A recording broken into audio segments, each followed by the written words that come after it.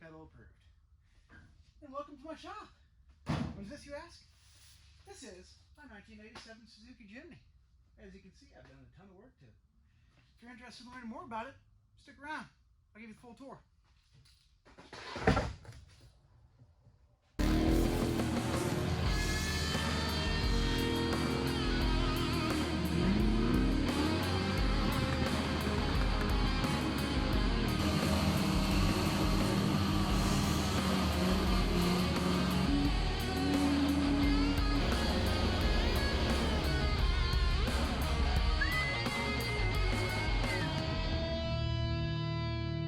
Okay, so like I said, this is my 1987 Suzuki Jimny. Like I said, it started out as a 10 top, and I've since converted it to an extended cab pickup. I built this cab about 5 years ago in a 2-car city garage. Yeah, that garage drained harder than your uncle's quarter pipe, and there wasn't a lot of flat surfaces to be found. So whenever I got it here in an actual legitimate floor with nice level everything, I had to do some corrections. So after we got in the shop, I've since done tons of work to this shop. The loft used to come all the way out here. I've had to tear it down and then slide it back and rebuild it up so that I could get my lift in. We put the lift in, a few months ago. Me and my father helped put it in here. Had to end up cutting everything out, and she sits on about a 3x3 pad, about 9 to 10 inches deep of straight concrete. It's not going anywhere. It's 11,000 pound lift. I have since upgraded and made stronger and this and that because she's a cheapie, because I can't afford great, awesome stuff all the time. But it gets the job done, and it works and does everything I need it to do. So anyways, I got it on the lift, and I was able to get the... I built this frame in 3 sections. The center part of the frame, from body mount to body mount, is all factory. What I did is I cut and extended the front. Well, I didn't extend, but I rebuilt the front end, and I also rebuilt the rear end.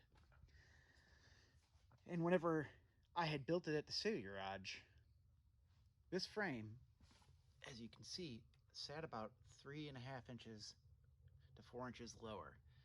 I have since Z-cut the frame, brought it up, because I want this truck to sit as low as I can on the size tires that I want to be on.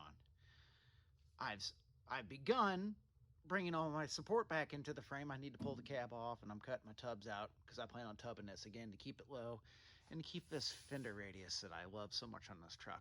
I don't want to comp cut it and make it all dumb looking. I want it to be a truck still.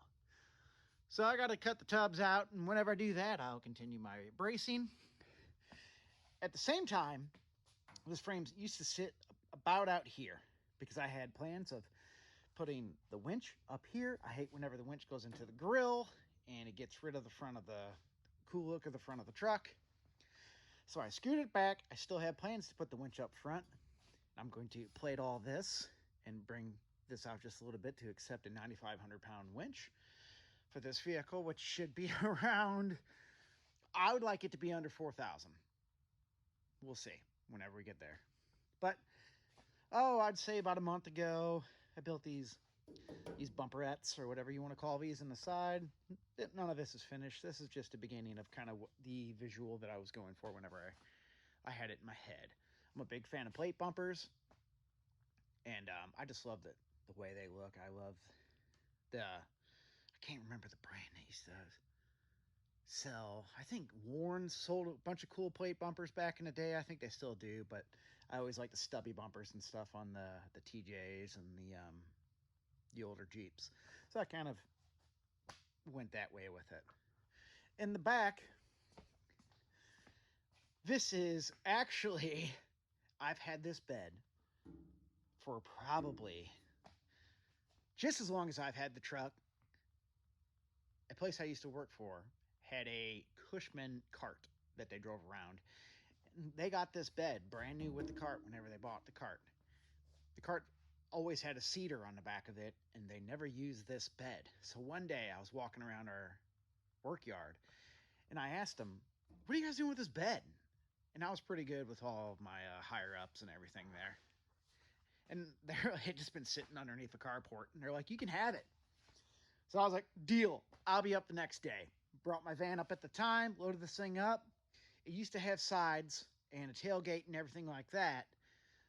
I've built some trucks in the past, and one of my trucks had a flatbed that was doved on the back of it, and I loved it so much. I ended up putting a bed on it later, and I regretted it because I love the dovetail flatbed.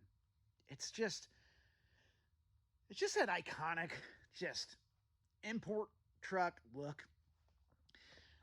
I actually grew up being a fan of Toyotas, and I still am a fan of Toyotas. I've just done so many Toyotas that I kind of wanted to switch it up and start something different.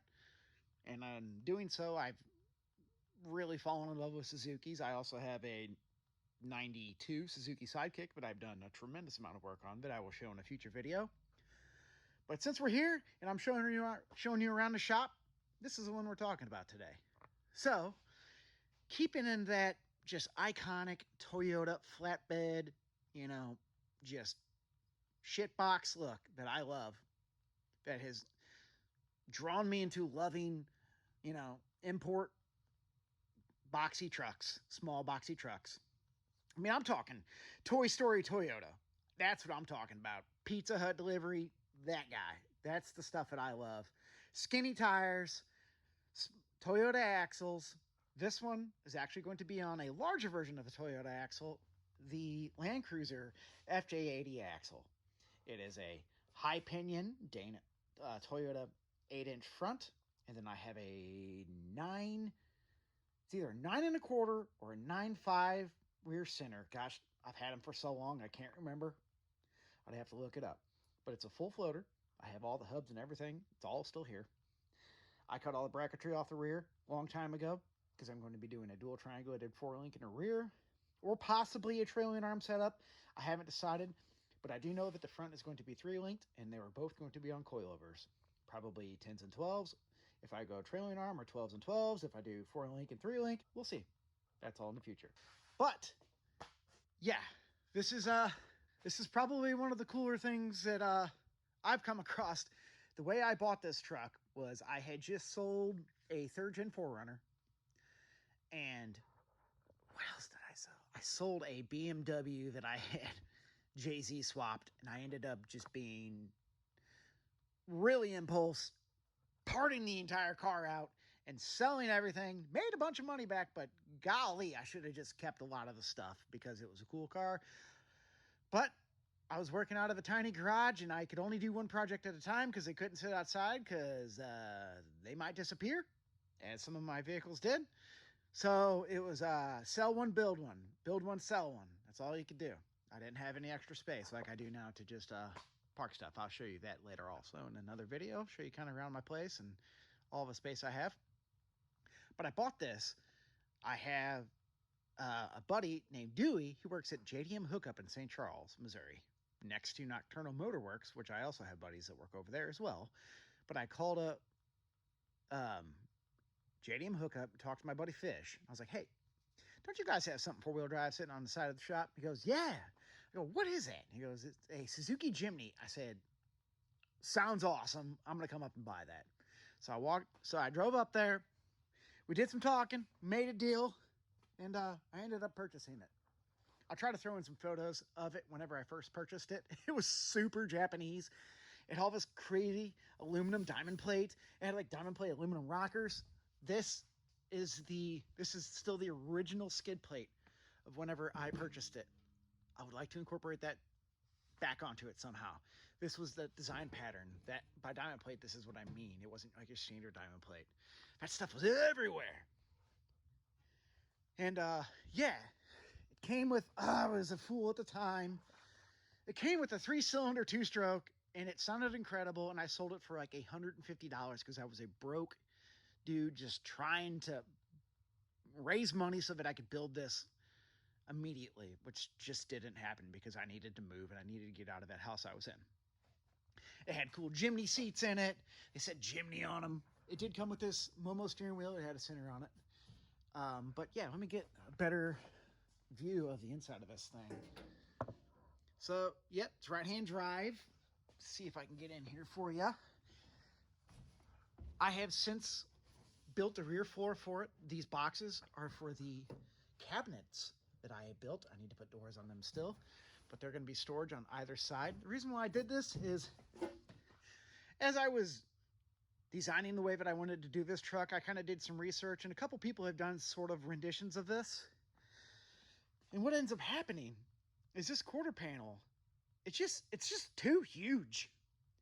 So it was just a bunch of dead space. This was just going to be a massive dead space. So I was like, how can I utilize this, give it some flair, and also have it be useful? And I was like, all right, cool.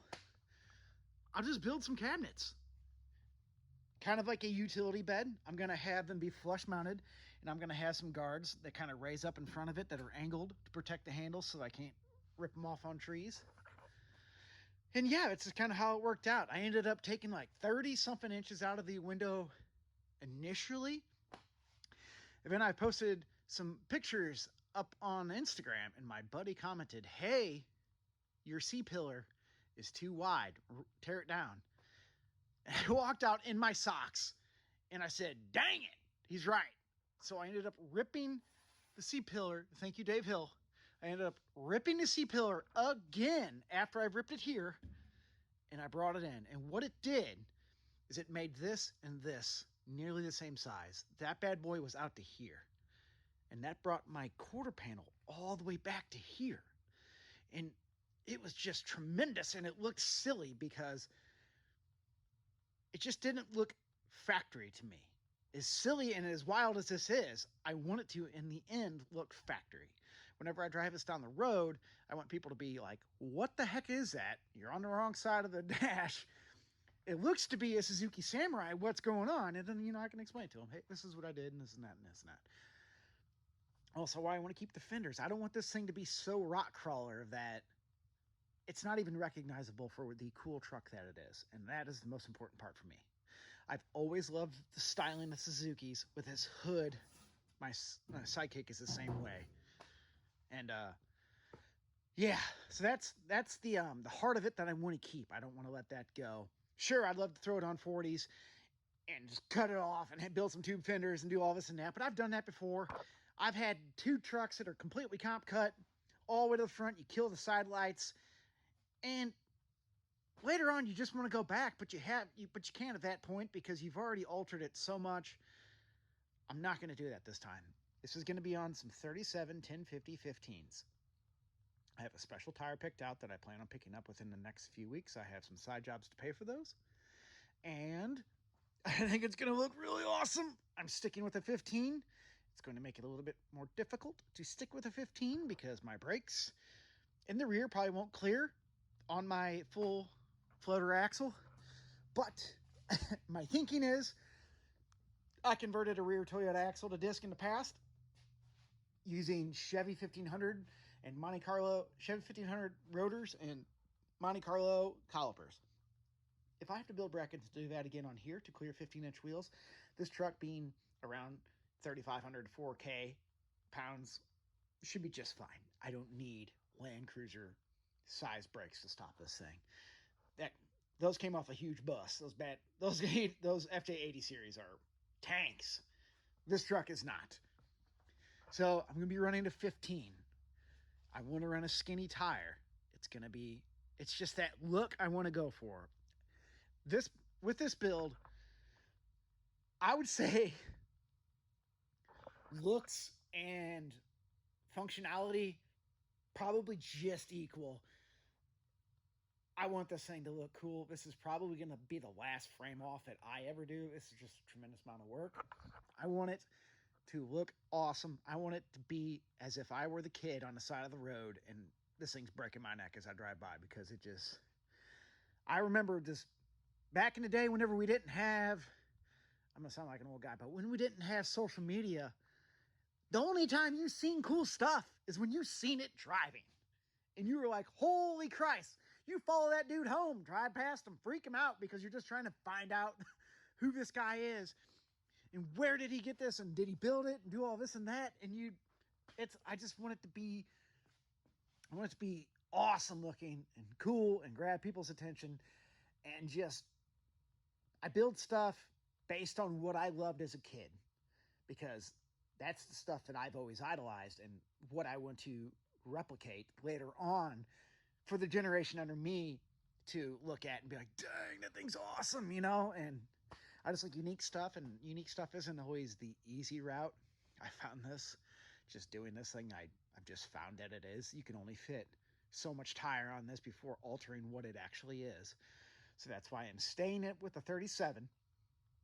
Like I said, it's going to be coilovers and 4-link in the rear, and coilovers and 3-link in the front. And for the power plant, I have something special. This right here, this is my 2-liter Ford Ecoboost.